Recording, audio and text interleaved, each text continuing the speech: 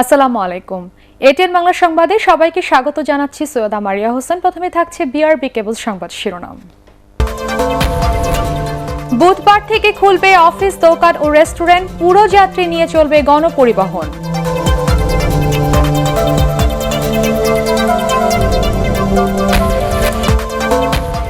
করোনায় দেশে আরও 241 জনের মৃত্যু, দ্বিতীয় দিনের গণটিকায় নানা জায়গায় বিশৃঙ্খলা।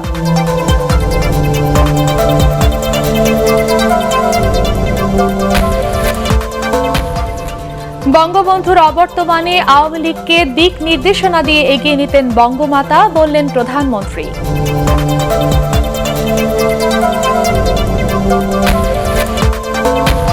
করোনায় খাবার কেনায় খরচ কমিয়েছেন 80% মানুষ, ঋণ নিয়ে চলছেন 60%। নাগরিক প্ল্যাটফর্মের সেমিনারে তথ্য।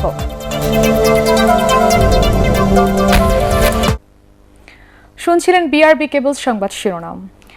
সংবাদে এছাড়াও থাকছে চোখের জলে লিওনেল মেসির বার্সেলোনাকে বিদায় জানানোর খবর।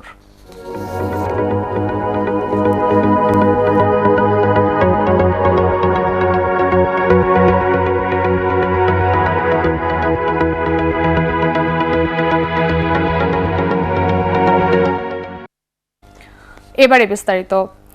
আগামী বুধবার থেকে তুলে নেওয়া হচ্ছে লকডাউনের বিধিনিষেধ। এ সময়ে স্বাস্থ্যবিধি মেনে খোলা থাকবে সরকারি বেসরকারি অফিস।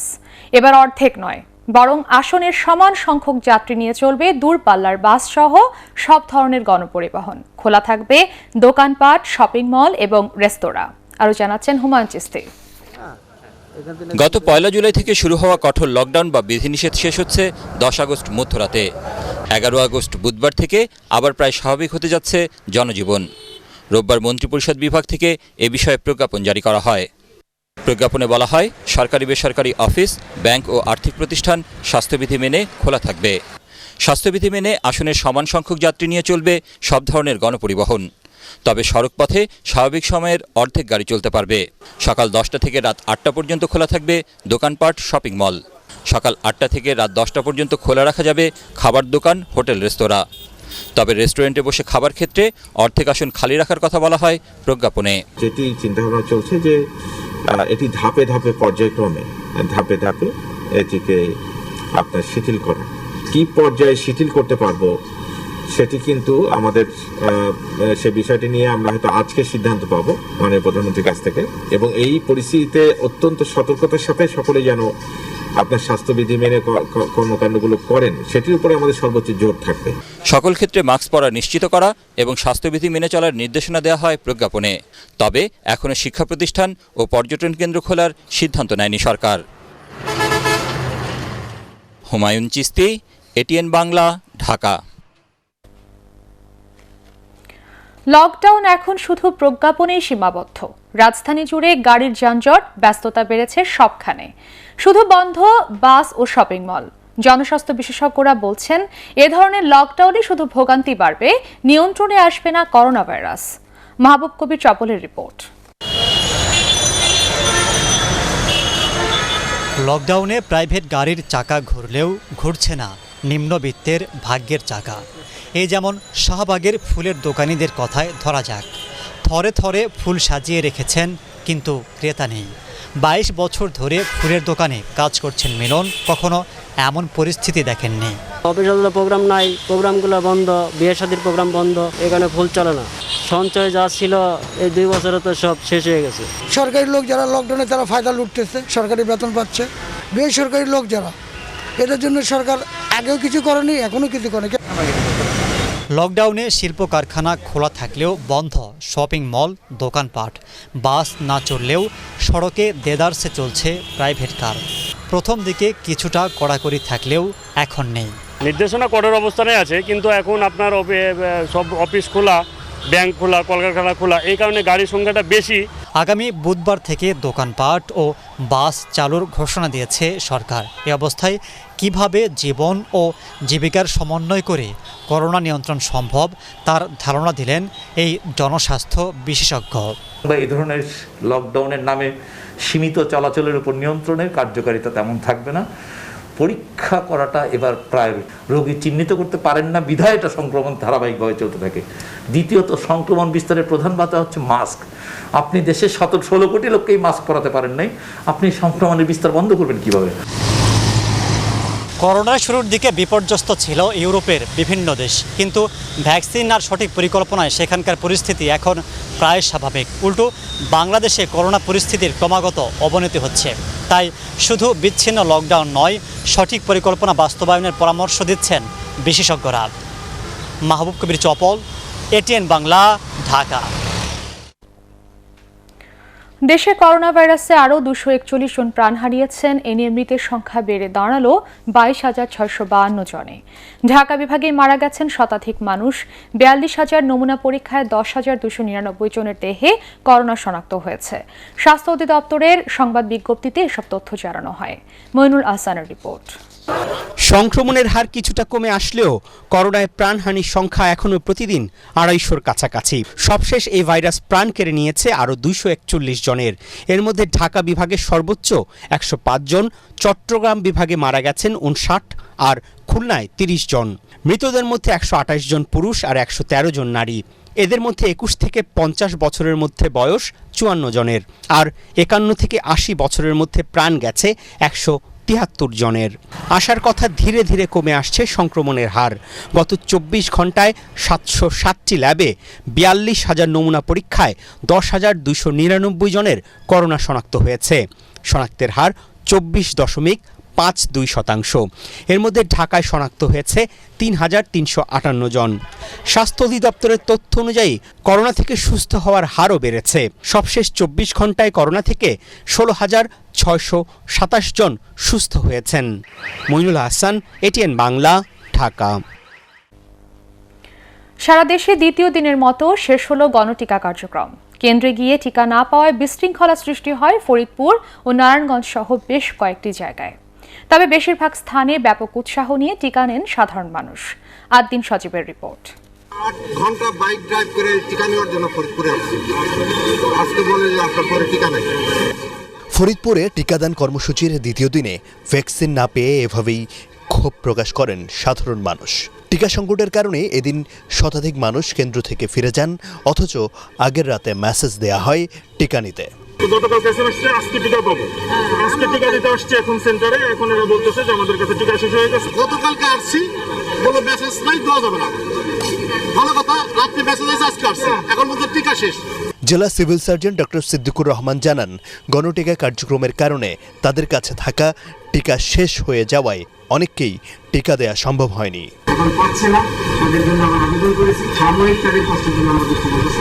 গণটিকা নিতে মানুষের অতিরিক্ত চাপে বিশৃঙ্খলা দেখা যায় কোথাও কোথাও। কয়েকটি কেন্দ্রে দুপুর 12টার মধ্যেই নির্ধারিত টিকা শেষ হয়ে যায়। নাটোর জেলার 16টি ইউনিয়নে করোনার টিকা নিতে নারী পুরুষের উপচে পড়া ভিড়। প্রতিটি কেন্দ্রে সর্বোচ্চ 600 টিকা নির্ধারিত থাকলেও সেখানে মানুষের উপস্থিতি হাজার ছাড়িয়ে যায়।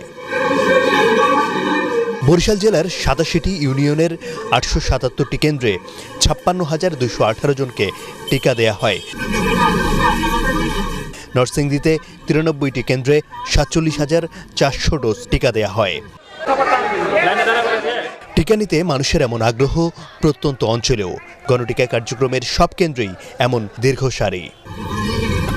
কুমিল্লায় ইউনিয়ন পর্যায়ে গণটিকা কার্যক্রম শনিবার শেষ হয়ে গেলেও সিটি কর্পোরেশনে দ্বিতীয় দিনের মতো চলে এই ক্যাম্পেইন।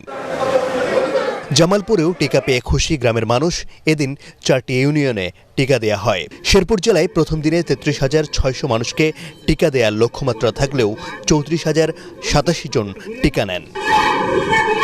স্বাস্থ্য অধিদপ্তর জানিয়েছে, গণটিকা কর্মসূচির প্রথম দিনে দেশের 59 জেলায় টিকা নেন 28,36,970 জন, যার মধ্যে প্রথম ডোজ নেন 27 লাখ আর দ্বিতীয় ডোজ 53,000। আদ্দিন সজীব, এটিএন বাংলা। প্রতিটি আন্দোলন সংগ্রামে বঙ্গবন্ধুর পাশে থেকে বঙ্গমাতা বেগম ফজিলাতুন্নেসা মুজিব সব ধরনের সহযোগিতা করতেন বলে মন্তব্য করেছেন প্রধানমন্ত্রী শেখ হাসিনা। দেশের বিশিষ্ট 5 নারীকে বঙ্গমাতা ফজিলাতুন্নেসা মুজিব পদক প্রদান অনুষ্ঠানে তিনি এ মন্তব্য করেন। প্রধানমন্ত্রী বলেন, বঙ্গবন্ধুর অবর্তমানে দলকে দিক নির্দেশনা দিয়ে এগিয়ে নিতেন বঙ্গমাতা। আপেল মাহমুদের রিপোর্ট। তুমি প্রেরণার অপার উৎস, জননী জন্মভূমি। বঙ্গবন্ধু শেখ মুজিবুর রহমানের সহধর্মিণী হিসেবে দীর্ঘকাল পাশে থেকে মানব কল্যাণ ও রাজনৈতিক শিক্ষা লাভ করেছিলেন শেখ ফজিলাতুন্নেসা মুজিব। তুমি হে বঙ্গমাতা। তিনি হয়ে উঠেছিলেন বিদুষী ও প্রজ্ঞাবান নারী। জাতীয়ভাবে প্রথমবারের মতো মহিয়সী এই নারীর ৫১তম জন্মবার্ষিকী উদযাপন ও বঙ্গমাতা ফজিলাতুন্নেসা মুজিব পদক চালু করেছে সরকার। দিনটি উপলক্ষে গণভবন থেকে ওসমানী স্মৃতি মিলনায়তনে ভার্চুয়ালি যুক্ত হয়ে ৫ বিশিষ্ট নারীকে এ পদক দেন প্রধানমন্ত্রী শেখ হাসিনা। এ সময় ৭৫-এর ১৫ আগস্ট পরিবারের সদস্যদের হত্যার বর্ণনা দিতে গিয়ে শোক বিহ্বল হয়ে পড়েন প্রধানমন্ত্রী। ঘাতকদের বন্দুক গর্জে উঠেছিল, আর সেখানে আমার মাকে তারা নির্মমভাবে হত্যা করে। আমাদের ওই পরিবারে তো কেউ ছিল না বেঁচে। কেন এই হত্যাকাণ্ড? যারা নিজের জীবনটাকে উৎসর্গ করলেন, সমস্ত জীবনের সুখ শান্তি সব কিছু বিলিয়ে দিলেন একটা জাতির স্বাধীনতার জন্য, অর্থনৈতিক মুক্তির জন্য, তাকে সেই বাঙালি খুন করলো। বঙ্গবন্ধুর রাজনৈতিক জীবনে ছায়ার মতো থেকে তার প্রতিটি আন্দোলন সংগ্রামে মায়ের প্রেরণা ও উৎসাহের কথাও তুলে ধরেন তিনি। তিনি নীরবে পাশে থেকে প্রতিটি ক্ষেত্রে আমার বাবাকে সহযোগিতা করে গেছেন, সমর্থন দিয়ে গেছেন। এটাই হচ্ছে আমি মনে করি সব থেকে একটা বড় ত্যাগ তিনি স্বীকার করে গেছেন। এ সময় গোপালগঞ্জের অসচ্ছল নারীদের সেলাই মেশিন বিতরণ ও দেশের ২,০০০ দুস্থ নারীকে আর্থিক সহায়তা কার্যক্রমের উদ্বোধনও করেন প্রধানমন্ত্রী শেখ হাসিনা। আপেল মাহমুদ, এটিএন বাংলা, ঢাকা। রাজনীতিতে টিকে থাকতে বিএনপি ভাওতাবাজি শুরু করেছে বলে মন্তব্য করেছেন আওয়ামী লীগ সাধারণ সম্পাদক ওবায়দুল কাদের। তিনি বলেন, পর্যাপ্ত মজুদ থাকার পরও টিকা নিয়ে তারা জনগণকে বিভ্রান্ত করে মিথ্যাচার করছে। বঙ্গমাতা বেগম ফজিলাতুন্নেসা মুজিবের ৯১তম জন্মবার্ষিকী উপলক্ষে বঙ্গবন্ধু এভিনিউয়ে দলীয় কার্যালয়ে করোনায় সম্মুখ সারির ১,০০০ যোদ্ধার মধ্যে পুরস্কার বিতরণ অনুষ্ঠানে তিনি এসব কথা বলেন। এর আগে রাজধানীর বনানী কবরস্থানে বঙ্গমাতা ফজিলাতুন্নেসা মুজিবের সমাধিতে প্রধানমন্ত্রী শেখ হাসিনা ও আওয়ামী লীগের পক্ষ থেকে শ্রদ্ধা জানান দল এবং অঙ্গ ও সহযোগী সংগঠনের নেতারা। মহাসচিব রাজনীতিতে টিকে থাকার জন্য ভাওতাবাজি করছেন, ভাওতাবাজি করে দেশ শাসন করেছেন, মানুষের সঙ্গে ভাওতাবাজি করছেন। সব টিকার আয়োজন বিদেশ থেকে করে এবং এগুলো চালান নিশ্চিত করে শেখ হাসিনা এই গণটিকা কার্যক্রম শুরু করেছেন। এখানে কোনো ভাওতাবাজি নেই। পর্যাপ্ত টিকা সংগ্রহ না করেই সরকার গণটিকা দেওয়ার নামে গণপ্রতারণা শুরু করেছে বলে অভিযোগ করেছেন বিএনপি মহাসচিব মির্জা ফখরুল ইসলাম আলমগীর। তার ভাষায়, এতে গণহারে করোনা সংক্রমণের শঙ্কা তৈরি হয়েছে। বিএনপি চেয়ারপারসনের গুলশান কার্যালয়ে ড্যাব এবং জিয়ার ফাউন্ডেশনের উদ্যোগে করোনার ওষুধ ও সুরক্ষা সামগ্রী বিতরণ কার্যক্রমের উদ্বোধনী অনুষ্ঠানে তিনি এসব কথা বলেন। গণটিকা কার্যক্রম নিয়ে সরকার দুর্নীতি করছে বলেও এ সময় অভিযোগ করেন বিএনপি নেতারা। টিকা সংগ্রহ না করেই গণটিকার নামে আরেকবার গণপ্রতারণা শুরু হয়েছে। একই সঙ্গে চরম অব্যবস্থাপনা এবং দলীয়করণের কারণে লোক দেখানো গণটিকা অভিযান গণসংক্রমণ অভিযানে পরিণত হয়েছে। সরকারের হাতে টিকা এসেছে ১,৬০,০০,০০০, অথচ শতকরা ৭০% মানুষকে টিকা দিতে হলে প্রয়োজন হবে ২৬ কোটি টিকা। সরকারের প্রতিটি পদক্ষেপে প্রমাণিত হয়েছে টিকা প্রদানের ক্ষেত্রে সরকার সম্পূর্ণ ব্যর্থতার পরিচয় দিয়েছে। করোনায় খাবার কেনায় খরচ কমিয়েছেন ৮০% মানুষ, আর ঋণ নিয়ে চলছেন ৬০%। জাতীয় বাজেটে পিছিয়ে পড়া জনগোষ্ঠীর সুফলতা নিয়ে এসডিজি বাস্তবায়নে নাগরিক প্ল্যাটফর্মের ভার্চুয়াল সেমিনারে এসব তথ্য জানানো হয়। এতে টিআইবির নির্বাহী পরিচালক ডক্টর ইফতেখারুজ্জামান বলেন, এবারের বাজেটেও কালো টাকা সাদা করার সুযোগ রাখায় দুর্নীতি আরও বাড়বে। শারফুল আলমের রিপোর্ট। করোনার ধরন পরিবর্তন হওয়ায় প্রতিনিয়ত বাড়ছে ক্ষতিগ্রস্ত মানুষের সংখ্যা। এতে পিছিয়ে পড়া জনগোষ্ঠীর জীবনযাত্রা সবচেয়ে বেশি বাধাগ্রস্ত হচ্ছে। নাগরিক প্ল্যাটফর্মের গবেষণায় জানানো হয় করোনায় ২৬ ভাগ মানুষ সঞ্চয় ভেঙে জীবিকা চালাচ্ছেন। ঋণ, সরকারি ও বেসরকারি সহায়তা নির্ভর মানুষের সংখ্যাও বাড়ছে। খাদ্যাভ্যাসেও এসেছে পরিবর্তন। ৮০% মানুষ তার ব্যাগতে আপনার খাদ্যের জন্য ব্যাগ কমিয়ে দিয়েছে। ৪৭% তারা প্রোটিন আমিষ জাতীয় খাওয়া কমিয়ে দিয়েছে, সে আর মাছ মাংস খাচ্ছে না। অর্ধেক মানুষ, গরিব মানুষ, পিছিয়ে পড়া মানুষ। বাজেটে পিছিয়ে পড়া জনগোষ্ঠীকে গুরুত্ব দেওয়ার সুযোগ থাকলেও প্রকৃতপক্ষে তাদের জন্য বিশেষ কোনো বরাদ্দ নেই বলে মনে করছেন বিশ্লেষকরা। অপ্রত্যাশিত অর্থ বিনিয়োগের সুযোগ রাখায় সমালোচনাও করেন তারা। আমাদের সর্বকালের সবচেয়ে বিব্রতকর একটি বাজেট হয়েছে, দুর্নীতি সহায়ক একটি বাজেট হয়েছে, বৈষম্যমূলক একটি বাজেট হয়েছে এবং অনৈতিক একটা বাজেট হয়েছে, যার মাধ্যমে আমরা দেখতে পেয়েছি যে কালো টাকাকে বৈধ করার সুযোগটাকে অধিকতর ব্যক্তি এবং গভীরতা দেওয়া হয়েছে। যে কোভিড পরিস্থিতিতে নতুন করে যে বিষয়গুলির স্বীকৃতি আসার কথা ছিল সেটা অস্বীকৃত থেকে গেছে, এটাতে কোনো সন্দেহ নেই। সবার জন্য করোনার টিকা, পরীক্ষার সংখ্যা বাড়ানো ও শতভাগ স্বাস্থ্যবিধি নিশ্চিতের মাধ্যমে করোনা পরিস্থিতির উন্নয়ন করা সম্ভব বলেও সেমিনারে জানানো হয়। শরফুল আলম, এটিএন বাংলা, ঢাকা। চোখের জলে প্রিয় ক্লাব বার্সেলোনাকে বিদায় জানালেন আর্জেন্টাইন অধিনায়ক লিওনেল মেসি। কাতালান ক্লাবে বিদায় সংবাদ সম্মেলনে আবেগঘন বক্তব্যে তিনি বলেন, এভাবে শেষ বলতে হবে কখনোই ভাবিনি। পরবর্তী গন্তব্য নিয়ে সাংবাদিকদের প্রশ্নের জবাবে এখনও কোনো সিদ্ধান্ত নেননি বলে জানান লিওনেল মেসি। এস.এম. আশরাফের রিপোর্ট। তিনি জানতেন এটাই প্রিয় ক্লাবে তার শেষ বক্তব্য। সবাইকে বিদায় বলতে হবে, হয়তো সেই প্রস্তুতিও নিয়ে রেখেছিলেন, কিন্তু সংবাদ সম্মেলনে এসে আবেগকে ধরে রাখতে পারেননি। সামনের সারিতে থাকা ৩ সন্তান দেখলেন অবোধ শিশুর মতো তাদের বাবার কান্না।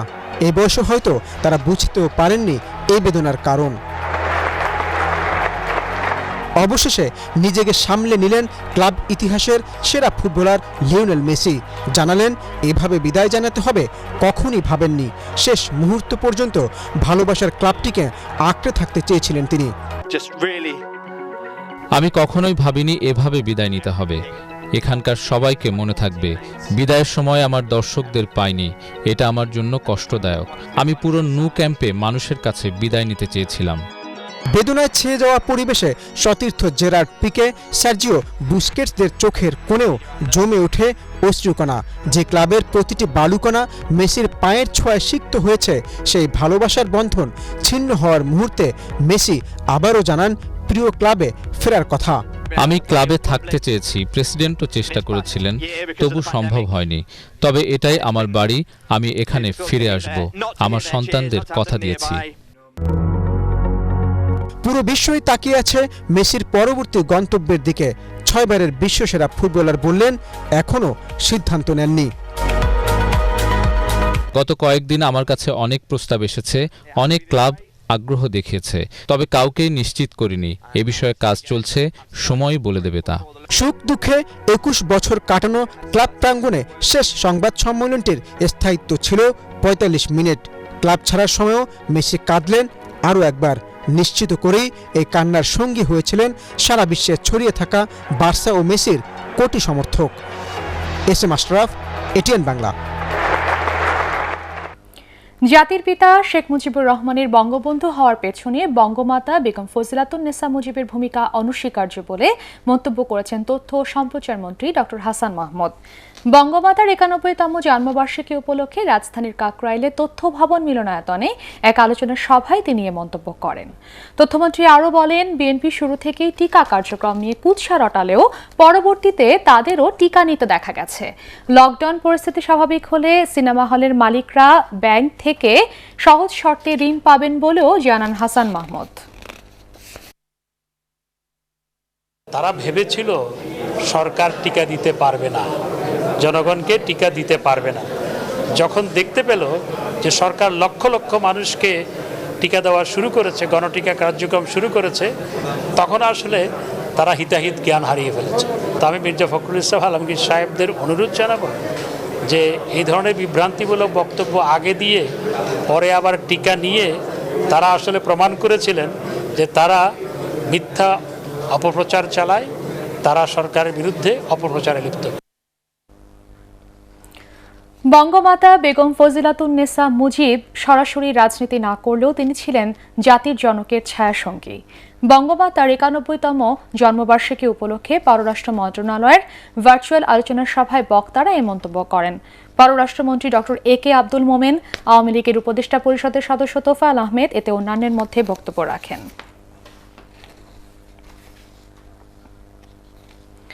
করোনা ভ্যাকসিনের প্রথম ডোজ নিয়েছেন হেফাজতে ইসলামের আমির জুনায়েদ বাবুনগরী। চট্টগ্রামের হাটহাজারী উপজেলা স্বাস্থ্য কমপ্লেক্সে তিনি এ টিকা নেন। এতে আলেম সমাজের মাঝে টিকা নেয়ার ব্যাপারে যে অমূলক ভীতি ও দ্বিধা রয়েছে তা কেটে যাবে বলে মনে করেন জুনায়েদ বাবুনগরী। চিত্রনায়িকা পরিমণি, মডেল পিয়াসা ও মৌদের আলোচিত বিভিন্ন কর্মকাণ্ডের নির্মোহ তদন্তের দাবি জানিয়েছেন ডিবেট ফর ডেমোক্রেসির চেয়ারম্যান হাসান আহমেদ চৌধুরী কিরণ। এটিএন বাংলার মুক্ত মত অনুষ্ঠানে তিনি আরও বলেন, তাদের অনৈতিক কর্মকাণ্ডের কারণে যাতে আমাদের চলচ্চিত্র ও নাটক ক্ষতির মুখে না পড়ে সেদিকে খেয়াল রাখতে হবে। মমিনুর রিপনের রিপোর্ট। সাম্প্রতিক চিত্রনায়িকা পরিমণি, তথাকথিত মডেল পিয়াসা ও মৌয়ের বিভিন্ন অনৈতিক কর্মকাণ্ডের চিত্র গণমাধ্যম সহ সোশ্যাল মিডিয়ায় উঠে এসেছে, যা খুবই চাঞ্চল্যকর। পেশাগত কাজের বাইরে তাদের অসামাজিক কর্মকাণ্ডের কারণে ক্ষতির মুখে পড়ছে দেশের চলচ্চিত্র, নাটক ও অভিনয় শিল্প। এটিএন বাংলায় আয়োজিত মুক্তমত অনুষ্ঠানে বর্তমান সময়ের বিষয়গুলো নিয়ে আলোচনা করেন হাসান আহমেদ চৌধুরী কিরণ ও সাবেক আইজিপি AKM শহীদুল হক। কোথায় থেকে মাদক আসে, কোথায় থেকে অবৈধ মদ আসে, কারা এই ধরনের অসামাজিক কর্মকাণ্ডে লিপ্ত, কারা রাতের পার্টি করে বলে অভিযুক্ত করা হয়, সেটা যদি আমরা প্রাথমিক পর্যায়ে আমরা শেষ করতে না পারি, তাহলে এই বাসা বাড়িতে গিয়ে কিন্তু আমরা এই ধরনের মাদক বা এই ধরনের মদকে আমরা নিয়ন্ত্রণ করে আমার সুষ্ঠু সমাজ ব্যবস্থাপনার দিকে আমরা দেশকে ধাবিত করতে পারবো না। যখন কোনো কমপ্লেন পায় তখনই অভিযান চালায়। এখন পরিমণির বাসায় বার তৈরি করছে, যেখানে বাহিরের লোক দাওয়াত দিয়া মদ পান করতো, ডিজে ড্যান্স বা ড্যান্স এগুলি করতো। এই সম্বন্ধে অনেক তথ্য নিয়ে তারপরে দিচ্ছে, কিন্তু ঘরে ঘরে তো রেড দিবেন পুলিশের কাজও নেই। তাছাড়া এসব ঘটনা তদন্তে আইন শৃঙ্খলা বাহিনীর নিরপেক্ষতার উপর গুরুত্ব আরোপ করেন অনুষ্ঠানের সঞ্চালক হাসান আহমেদ চৌধুরী কিরণ। এই ধরনের সম্পৃক্ততা তদন্ত কর্মকর্তা হয়ে একজন অভিযোগকারীর বিরুদ্ধে আমাদের সাধারণ জনগণের মধ্যে এক ধরনের মিশ্র প্রতিক্রিয়া তৈরি হতে পারে। যে কোনো ক্ষেত্রেই যিনি তদন্ত কর্মকর্তা হবেন তিনি একেবারে নির্লোভ, নির্লিপ্তভাবে তার তদন্ত কাজ করবেন বলে আমরা আশা করি। এডিসি সাকলানের সাথে যখন পরিমণির সম্পর্ক হয় তখন পরিমণি ছিল কিন্তু মামলার বাদী, সে কিন্তু আসামি ছিল না। বাদীর সাথে আয়ুর বা তদারকি অফিসারের সক্ষতা থাকতেই থাকে, এটা হবে আমরা সবসময় সে দিয়েছি। কিন্তু অনৈতিক সম্পর্ক হবে এটা তো অসদাচরণ, এটা মিসকন্ডাক্ট, এবং তার জন্য তাকে জবাবদিহিতে আনা হচ্ছে এবং ব্যবস্থা নেওয়া হচ্ছে। তাকে তো ছাড় দেওয়ার কোনো সুযোগ নেই। এছাড়া আলোচনায় অংশ নিয়েছিলেন ঢাকা বিশ্ববিদ্যালয়ের অপরাধ বিজ্ঞান বিভাগের chairperson Khandaker Farzana Rahman. Mominur Ripon, ATN Bangla, Dhaka. Super shop স্বপ্নের ডিজিটাল সিস্টেম হ্যাক করে 18 লাখ টাকা হাতিয়ে নেওয়া চক্রের 3 সদস্যকে গ্রেফতার করেছে counter terrorism and transnational crime unit CTTC. ডিএমপির মিডিয়া সেন্টারের সংবাদ সম্মেলনে এই কথা জানান সিটিটিসির প্রধান আসাদুজ্জামান। অভিযুক্ত engineer Nasimul, graphics designer Rashed এবং তার সহকারী রাইসুলকে মিরপুর থেকে গ্রেফতার করা হয়।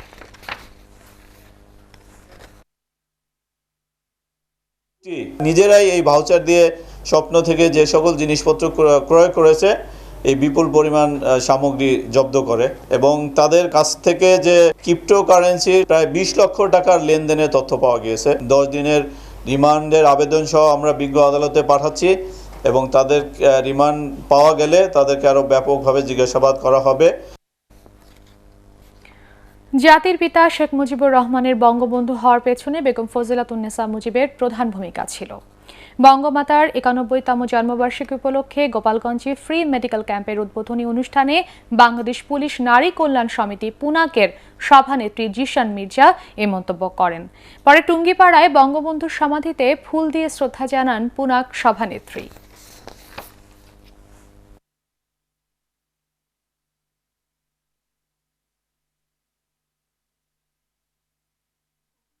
ভাষণে আমাদের বঙ্গবন্ধু যে উদাত্ত কণ্ঠে স্বাধীনতার ডাক দিয়েছিলেন, সেদিন কিন্তু উনি দুপুরবেলা খাওয়ার পরে আমরা যতটুকু জানি যে তিনি কিছুটা অস্থির চিত্তে হাঁটাহাঁটি করছিলেন।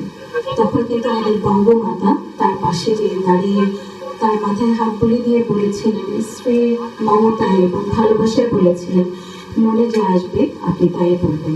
এবং আমাদের বঙ্গবন্ধু লক্ষ লক্ষ মানুষের সামনে দাঁড়িয়েছিলেন আমাদের স্বাধীনতা।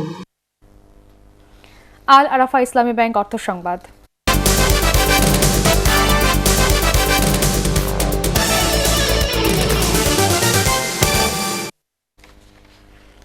গোপালগঞ্জের টুঙ্গিপাড়ায় জাতির পিতা বঙ্গবন্ধু শেখ মুজিবুর রহমানের সমাধি সৌধে শ্রদ্ধা নিবেদন করেছেন শেখ রাসেল ক্রীড়া চক্র ও বসুন্ধরা গ্রুপের পরিচালকরা।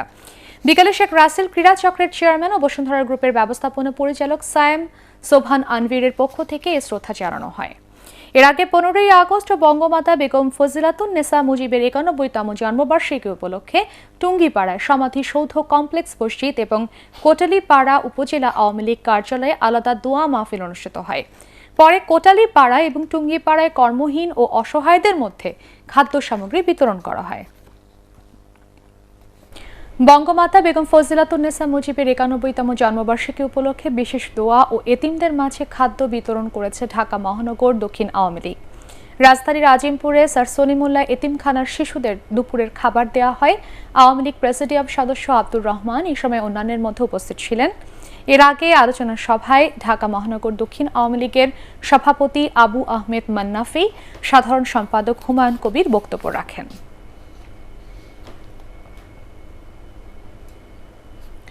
করোনাকালীন সময়ে 8 দিনের বিনামূল্যের অক্সিজেন সেবায় সন্তুষ্ট যশোর সহ 7 জেলার মানুষ।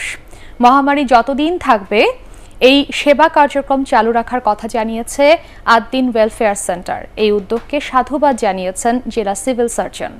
যশোর থেকে শাহানারা বেগমের পাঠানো রিপোর্ট জানাচ্ছেন বরকতুল্লাহ সুজন। 1980 সালে প্রতিষ্ঠার পর থেকেই নিম্ন ও নিম্ন মধ্যবিত্তদের স্বল্পমূল্যের স্বাস্থ্যসেবা দিয়ে আসছে 8 দিন। সেই ধারাবাহিকতায় চলমান মহামারীতে অসহায় করোনা রোগীদের বিনামূল্যে অক্সিজেন সেবা দিচ্ছে প্রতিষ্ঠানটি। দক্ষিণ পশ্চিমাঞ্চলের 7 জেলায় এরই মধ্যে বিতরণ করা হয়েছে 900 সিলিন্ডার। 8 দিনের কাছ থেকে আমরা 3টা বড় সিলিন্ডার নিয়ে আসছি এবং 3 নম্বরটা চলতেছে। কঠিন বিপদের দিনে 8 দিন প্রতিষ্ঠান আমাদের বাসায় এসে অক্সিজেন দিয়ে গেছে। যশোরের শেখাটির কন্ট্রোল রুম থেকে প্রশিক্ষিত মেডিকেল টিমের মাধ্যমে চলছে এই কার্যক্রম। একজন রোগীর একাধিক সিলিন্ডার লাগলে তাও দেয়া হচ্ছে। এভাবে যশোর, খুলনা, বাগেরহাট, সাতক্ষীরা, কুষ্টিয়া, চুয়াডাঙ্গা ও মাগুরার 10টি সেন্টারে অক্সিজেন সরবরাহ করা হচ্ছে। অক্সিজেনের অভাবে মানুষ করোনার কারণে মৃত্যুর মুখোমুখি হয়ে যাচ্ছে। আমরা তার থেকে মানুষকে রক্ষা করতে পারছি, এটা আমরা মনে করি যে অনেক বড় সাফল্য। দেশের সীমান্ত জেলাগুলোতে 8 দিনের বিনামূল্যে অক্সিজেন সেবা কার্যক্রমের ভূয়সী প্রশংসা করেছেন জেলা সিভিল সার্জন ডাক্তার শেখ আবু শাহিন। যশোর ছাড়াও অন্যান্য জেলাতেও 8 দিন কাজ করছে, এটাও আমরা শুনেছি।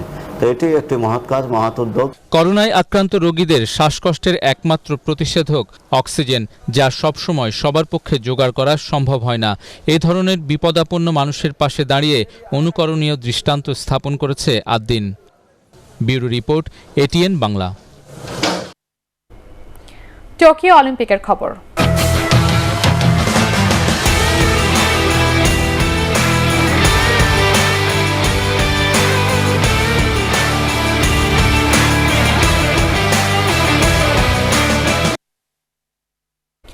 কেনিয়ার এলিয়ট কিপচোগের ম্যারাথনে শ্রেষ্ঠত্ব ধরে রাখার মধ্য দিয়ে শেষ হলো Tokyo Olympic games. The greatest show on earth এর সমাপনী অনুষ্ঠানে অলিম্পিক স্টেডিয়ামে জাপানের যুবরাজ আকিশিনো আসেন আইওসি প্রেসিডেন্ট থমাস বাককে সঙ্গে নিয়ে। বিদায় বেদনায় ভরা থাকলেও 2024 সালে প্যারিসে দেখা হওয়ার আহ্বান ছিল সমাপনী আয়োজনে। 39টি স্বর্ণপদক জিতে শেষ দিনে চীনকে টপকে সবার শীর্ষে উঠে যায় যুক্তরাষ্ট্র। তৃতীয় হয়েছে স্বাগতিক জাপান। পরাগ আরমানের রিপোর্ট। কখনো আলোকোজ্জ্বল, কখনো নৈপুণ্য ভাস্বর, আবার কখনো ক্লান্তিকর, কখনো বা রুদ্ধশ্বাস উত্তেজনার চরমে ছিল জাপান অলিম্পিক গেমস। শত প্রতিবন্ধকতা থাকলেও চাইলেই ভালো কাজ করা অসম্ভব নয়। আমাদের চৈতন্যে এমনটাই জানান দিয়ে গেল জাপানে এবারের greatest show on earth. The games of the 32nd Olympiad closed. Conformément à la tradition, j'ai convié la jeunesse du monde à assembler dans 3 ans à Paris, France, pour y célébrer avec nous le jeu de la 33e Olympiade. হাসি কান্না আনন্দ বেদনার মহামারীময় এই গেমসে হয়েছে record ভাঙা গড়ার খেলাও। করোনাময় এই নাজুক সময়ে গেমস আয়োজনে জাপানবাসীর বিরোধিতা সত্ত্বেও বিশ্ববাসী দেখলেন একটি চমকপ্রদ গেমসের সফল পরিসমাপ্তি। গেমসের সঙ্গে সঙ্গে সমাপন অনুষ্ঠানটি আরও স্মরণীয় করে রাখার জন্য জাপানের ইতিহাস ঐতিহ্য ফুটিয়ে তোলেন শিল্পী ও কলাকুশলীরা। আতশবাজির মনোমুগ্ধকর বর্ণিল ছটায় রঙিন হয়ে ওঠে টোকিওর অলিম্পিক স্টেডিয়ামের রাতের আকাশ। নাওমি ওসাকা যে গেমসের মশাল জ্বালিয়েছিলেন, বিশ্বব্যাপী 17 দিন আনন্দ লহরী ছড়িয়ে সেই গেমসের পর্দা নামল এবার। অ্যাথলেটরা আশায় বুক বাঁধবেন 2024 সালে প্যারিস অলিম্পিকের জন্য, যেখানে নিজেদের পারফরম্যান্সে তাক লাগিয়ে দেবেন বিশ্বকে। পরাগামান, এটিএন বাংলা। বাংলাদেশ অস্ট্রেলিয়া সিরিজের খবর।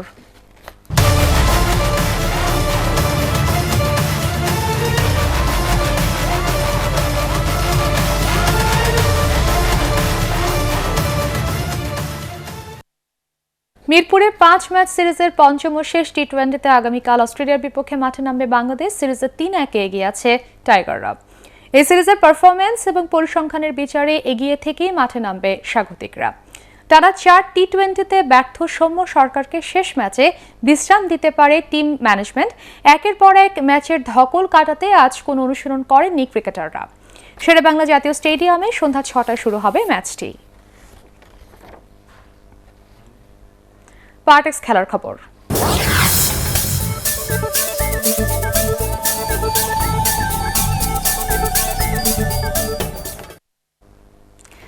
ম্যানচেস্টার সিটিকে 100 গোলে হারিয়ে ইংলিশ কমিউনিটি শিল্ডের শিরোপা জিতেছে লেস্টার সিটি। ওয়েম্বলিতে মৌসুমের প্রথম ট্রফি জয়ের পথে পেপ গার্দিওলার দলের বিপক্ষে সমান তালেই লড়েন ব্র্যান্ডন রজার্সের শিষ্যরা। বিরতির ঠিক আগে জেমি ভার্ডির শট পোস্টে লেগে ফিরে আসলে গোল বঞ্চিত হয় লেস্টার। 59 মিনিটে গোলরক্ষককে একা পেয়েও ম্যান সিটিকে এগিয়ে নিতে পারেননি রিয়াদ মাহরেজ।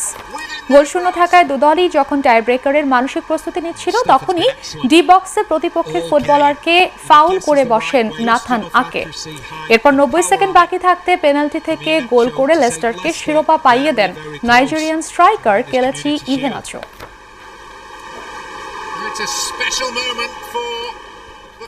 শেষ করার আগে বিআরবি কেবলস সংবাদ শিরোনাম আরও একবার। বুধবার থেকে খুলবে অফিস, দোকান ও রেস্টুরেন্ট। পুরো যাত্রী নিয়ে চলবে গণপরিবহন।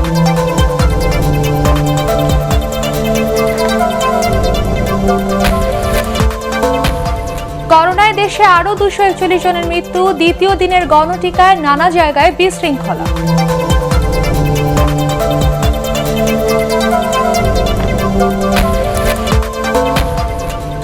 বঙ্গবন্ধুর অবর্তমানে আওয়ামী লীগকে দিক নির্দেশনা দিয়ে এগিয়ে নিতেন বঙ্গমাতা, বললেন প্রধানমন্ত্রী।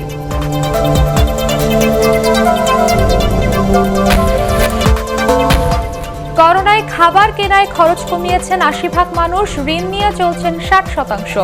নাগরিক প্ল্যাটফর্মের সেমিনারে তথ্য।